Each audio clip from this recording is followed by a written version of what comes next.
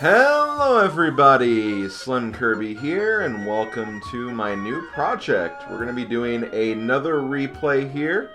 This is going to be a replay of The Legend of Zelda Link's Awakening. However, this is not going to be just any ordinary replay. As you can see, I am no longer playing the Game Boy Color version of the game. I'm actually playing the 2019 Switch version, which came out just a few months ago, and it's a remake of one of my all-time favorite games, one of my all-time favorite Zelda games, for that matter. And yeah, I'm really interested in playing this for you guys. I was admittedly kind of on the fence with this game at first, because I'm someone who will really kind of scrutinize remakes. Because, you know, remakes, especially if you're going to be remaking a very old game, and depending on the amount of content you add to that game, and depending on, like, if the game's on Virtual Console or eShops of some kind, like this game is, for only, like, $6, and then you have to charge a full retail price for a game. Obviously, there's going to be some concerns there to feel like if you're getting the most bang for your buck and all of that. But honestly, I did get the game. I am a huge fan of Link's Awakening after all. It is one of my favorite Zelda games, one of the first Zelda games I actually beat. And there were definitely a lot of things that really interested me with this title as well, so I did decide to give the game a shot. And admittedly, I did really enjoy playing it. I did have a lot of fun going through this game again.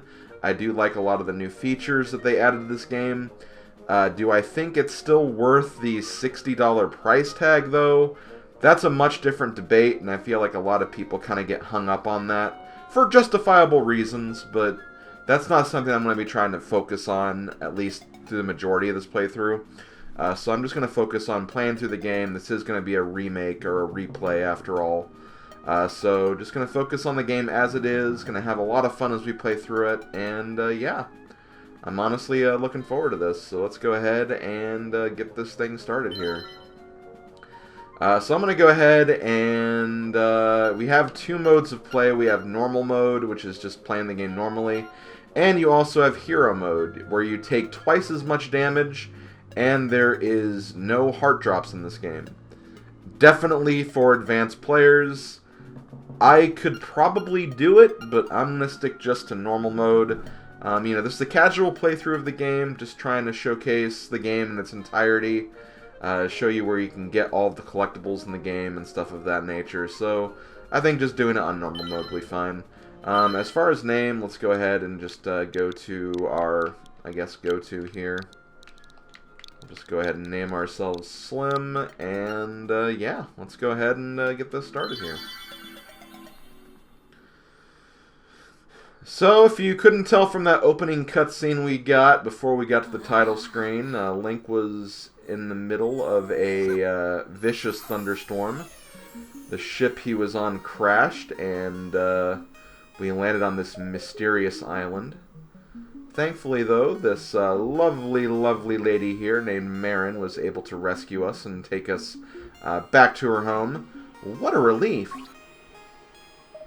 I thought you'd never wake up. You were tossing and turning. What? Zelda? No, my name is Marin. You must still be feeling a little woozy. You're on Koholint Island. Okay, well tell me more about this island. Follow the lane south to reach the beach where I found you. Since you washed ashore, lots of nasty monsters have been in the area, so be careful, okay?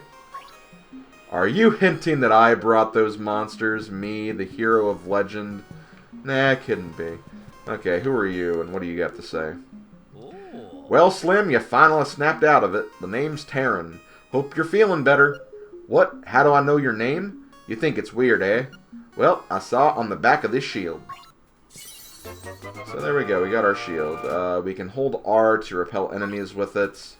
One of the good things that I will say about Link's Awakening for the Switch immediately, and there are a lot of improvements. Normally with remakes, like, you know, you can expect, like, the obvious graphical updates, the musical updates, and in some games they'll actually go through, like, gameplay mechanic updates. The original Link's Awakening had a 2-button system where every single item you could put on either the A or B button. But as a result, some progressive upgrades, like strength upgrades, the shield, your sword, those were also included. You didn't just naturally have those. Thankfully, with more buttons and just an updated engine, the shield we can actually have equipped at all times, and you don't have to worry about equipping it if you want to use it. You just press the R button and there it is. Definitely one of the biggest improvements of this game, but we'll get more into that later. Let's go ahead and check this out. It's a stand for something. It says piranha plants? I guess we'll find out more about that later. Let's go ahead and leave. We're going to go back to the beach really quick because that's where Marin told us to go. That's where we were basically tossed from our ship. So obviously we probably want to go there to kind of investigate and see what's going on there. So yeah, there we are. We are in the world of Link's Awakening. If you've played Link's Awakening for the Game Boy, you should be very familiar with this area. Everything's pretty much in the same location as it was in the original game. The only difference is you don't have, like, squares like you had in the original Link's Awakening. You have, like, just a constant overworld, so you don't have to worry about, like, screen transitions or anything. Which is kind of neat. It does seem like the world's a lot smaller because of that, but, again, it's just the way it is, making changes from one version of the game to another, so, kind of goes without saying. But yeah, we're just going to kind of ignore everything for right now. Do not worry, we'll interact with the villagers and all that stuff later in the episode. I just kind of want to get my sword just so we can kind of get moving and start collecting things. Do that thing that classic adventurers like us will do in games of this nature. So we're going to push these Kirby Gordos out of the way. And we're going to go down to the beach where we can find our sword. But before we do, it's an owl. Hoot hoot. So you're the lad who owns the sword. Now I understand why the monsters are starting to act so violently. A courageous lad has come to wake the windfish. It is said that you cannot leave the island unless you wake the windfish. You should now go north to the mysterious forest. I will wait you there. Hoot. Okay, well, that is going to be our objective, I guess. So let's go ahead. Grab the sword. You found your sword. It must be yours because it has your name engraved on it. You can swing it with B to attack any enemies in your path. And yeah, much like the shield, the sword you can always use just by pressing the B button, so you always have it equipped at all times. Honestly, that's the way it should be in Zelda games. It just makes more sense for things to work in that fashion, just so you don't have to worry about, like, switching items every single screen because you need another item or something. They just honestly made this game a lot more convenient, and I really, really thank them for doing that. And you'll also see, like, a lot of those, like, very annoying messages. Although some of the messages are still there just for references. But, like, if you come face to face with an obstacle, like, it always says, oh no, you can't do anything with this, with what you have right now. Even if you had the item. I think they get a little better with that in this version. Again, it still shows the messages, but I don't think it shows them as repeated as nauseum as they did in the previous version. So yeah, we have the sword. We can now slash enemies with it. We can cut bushes with it. And we're going to try to see if we can get as many rupees as we can, because there's a couple of things I want to do in the village. So we're going to definitely going to do that when we get back to the village. Just going to check on a few things. We got some apples in this tree, which we can't do anything with those just yet.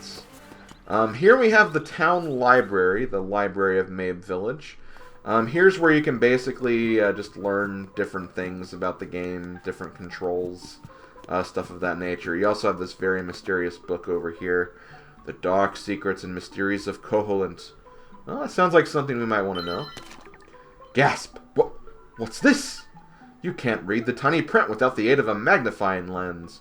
But where would you get one of those? Maybe if you lend some people a hand, they'll lend you a lens.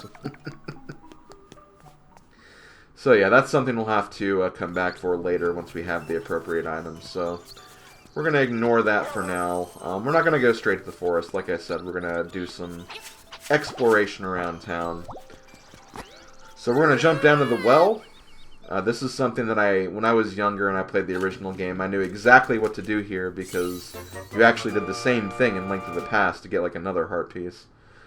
So yeah, we got our first heart piece. Much like in other Zelda games, you collect 4 heart pieces to get a new heart container for your health bar. And unlike the original Link's Awakening, there are way more heart containers in this game. I don't know the exact numbers, but there's a lot more in this game. So they've added like a lot more heart piece locations throughout the game, so we'll definitely take a look at those as we go through the game. This will be a 100% playthrough as I normally try to do for my Zelda projects, and unlike Link's Awakening, which I can do fairly easily, the Switch version of the game I think is a lot more tedious to 100%. There's a lot more things you have to do, and especially it also kind of depends on what you define as 100%, because some people define just the heart pieces or all the items as 100%, not like bonus features of an extra minigame or something, but some people would consider that 100%. So I'm going to show as much as I can, and we're just going to leave it at that. If I miss something, do not worry about correcting me or letting me know that I missed something, because by the end of the project, I'll be going through a giant sweep of all the areas again anyway to make sure I get anything I didn't have, so just kind of keep that in mind. So here we have a House of Chain Chomps. This is Madame Meow Meow. Ho ho ho, my Bow Wow is so proud of his fine fur coats. Do Chain Chomps have fur coats? Like, are they supposed to be fluffy? Because they just look like giant metallic, like, cannonballs with teeth or something. I don't know. You have an old lady with a broom. Yahoo! I'm fine. And you? I guess I'm okay. Let's see, in here, we got an old man. How to say, please call outside. It seems that old man Elrira is a shy guy in person. Okay, so we'll have to find another way to talk to him. But that actually has to do with these telephone poles here, or these telephone booths. Throughout the island of Koholint, you'll find these telephone houses. These are kind of similar to the fortune tellers in Link to the Past. You go in here, you call, and you'll talk to Old Man Elrira on the phone. And he'll kind of give you an idea of what you need to do next in your game if you're kind of lost. You know, there is a library in the village that might have some good information for you. Talk to you later. Okay, so kind of just the basic, like, hey, you just started the game.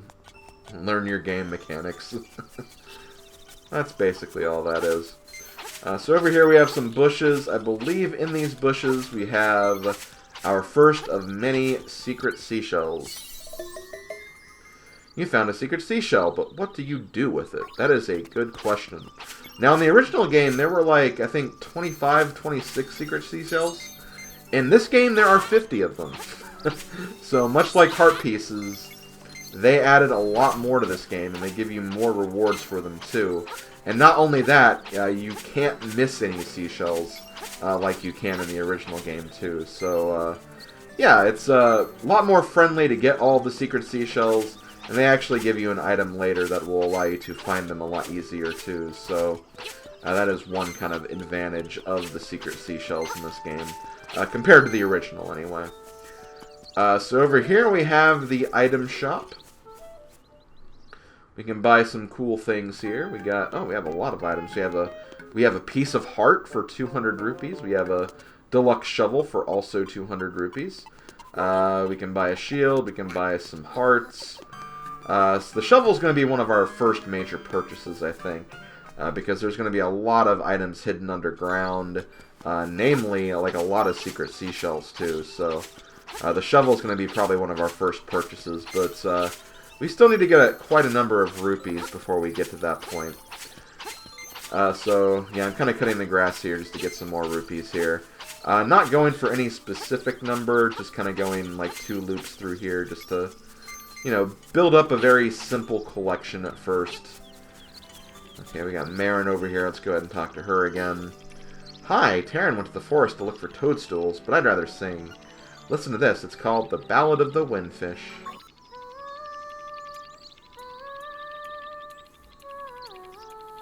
Marin's so cute. Honestly, she is, like, one of the best Zelda girls, in my opinion. Or best female Zelda characters. She's just really cute and adorable. And she's also really fun to play as in Hyrule Warriors.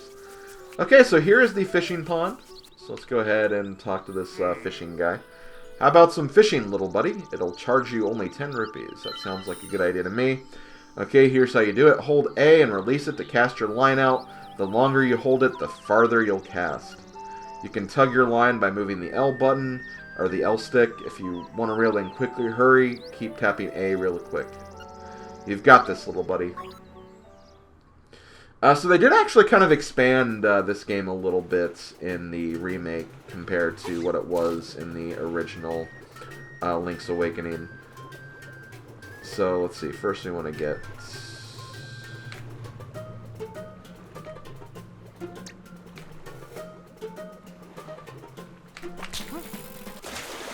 And there we go. You reeled in a big fish. It's so heavy that you wish you caught something lighter. Wow, a 26-inch fish. That's a lunker. Nice one. That's worth 20 rupees, easy. For landing a lunker, I'll set you up with a new lure. Okay, so you got the middleweight lure. The fish a little deeper down will love this one. This is the first time you landed one this size, huh? Let's mark this occasion with a piece of heart. There we go, got a piece of heart. And is that it?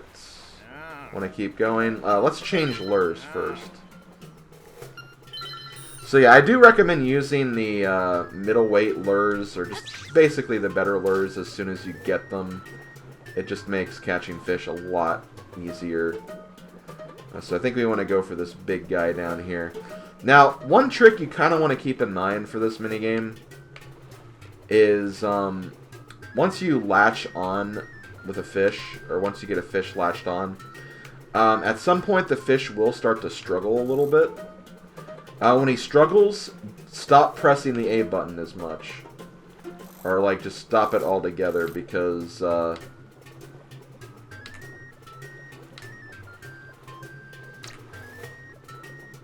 shoot, he lost interest.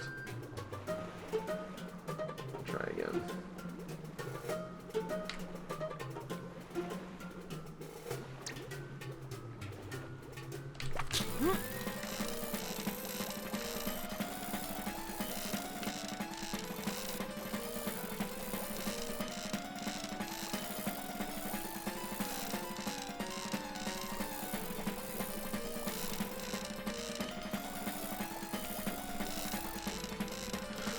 But yeah, if you keep pressing the A button while the fish is kind of struggling, he will actually break the lure. So that's why you want to kind of ease up on the button.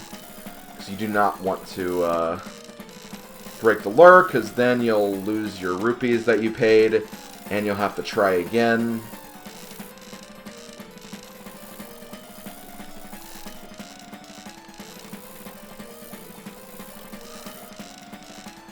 This may take a little bit, just because...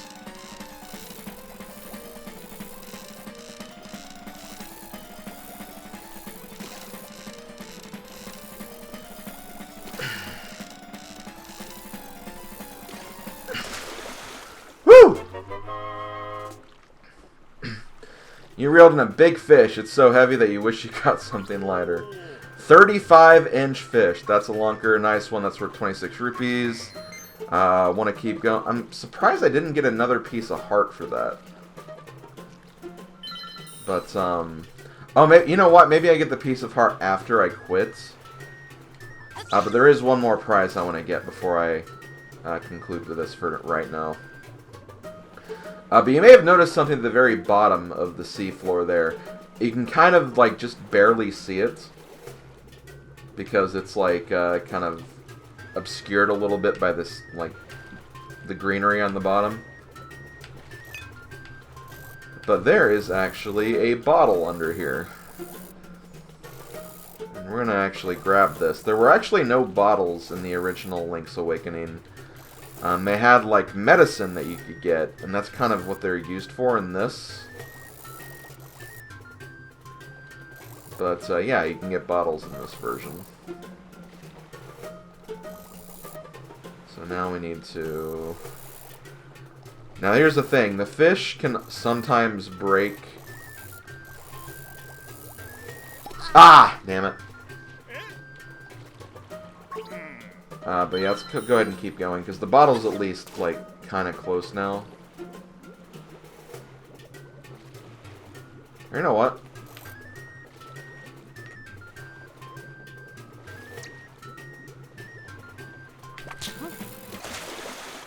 Let's get this fish out of the way, just so he's not blocking the,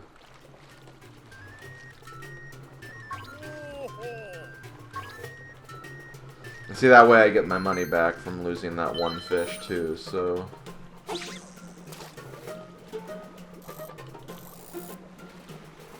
Oh crap, we have another big one. But the big one's not going to see me get this bottle, though.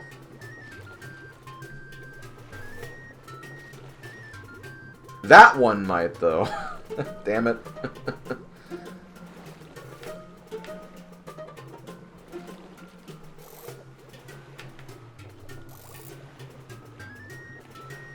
Okay, I just want to get this bottle right now.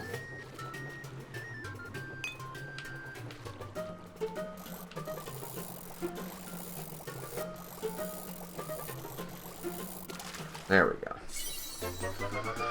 You hauled up a fairy bottle. It's good for storing fairies for later. So I'm going to go ahead and stop fishing for now. All fished out for now. It's okay. You can come back and cast with me whenever you want. Okay, so I guess, there is another heart piece you can get, but maybe I have to come back a little later, or, again, if I kept going, I probably could have got it. But we'll be back here at a later date and time anyway, just because there's other stuff we can get. It's just not unlocked at this point in the game, so we'll grab whatever we missed later on when we come back here. But now that we have more rupees and we have a bottle, we're actually going to go over here to the other, I guess, quote-unquote minigame of Mabe Village. We have the Trendy game. This is a crane game type of game. We have some cool prizes here. We have another piece of heart. We have Yoshi. So we're going to be playing this game and see what we can do. Trendy game. 1 play, 10 rupees. And that's a pretty fair price, honestly. The buttons move the crane. The rest is just timing. Go over to the buttons to play. Good luck. Okay, so this is where this gets kind of tricky. So you have to move forward and then move right. And once you press a button, you can't press it again. So you have to have this... You have to have the timing down just right. This may not be enough. We'll see, though. Actually, it may be generous enough for me. No! Oh, wait. Oh, come on. That's annoying. Yeah, let's try again. So I gotta press it a little more. That's too much. Damn it. Who knows? I might be able to get both the Yoshi and the piece of heart in one go, though. I don't know. I just made it more difficult now, too, I think.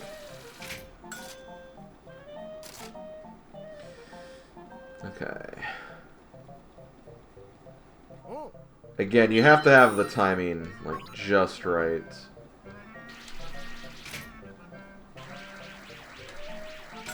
That should be good for the heart, at least. I might have to try again just for the Yoshi, but that's okay. Now, the annoying thing about this crane game compared to the one in the original game is that things tend to fall out of the crane more easily. When in the original game, once you got an item, you got the item no matter what. And that's just the way it is, though.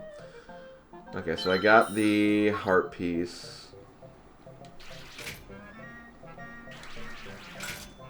Hope this is enough. This damn Yoshi doll. No! Am I really not going to be able to get that? Because it's like... Oh my god. That's obnoxious. I'm getting this. I don't care what anyone says. That should be it. Okay, yeah, he actually reacted that time, so we should be fine now. It was still kind of... What?! Oh my god. Am I gonna waste all of my rupees on the crane game? Oh my god, please get this.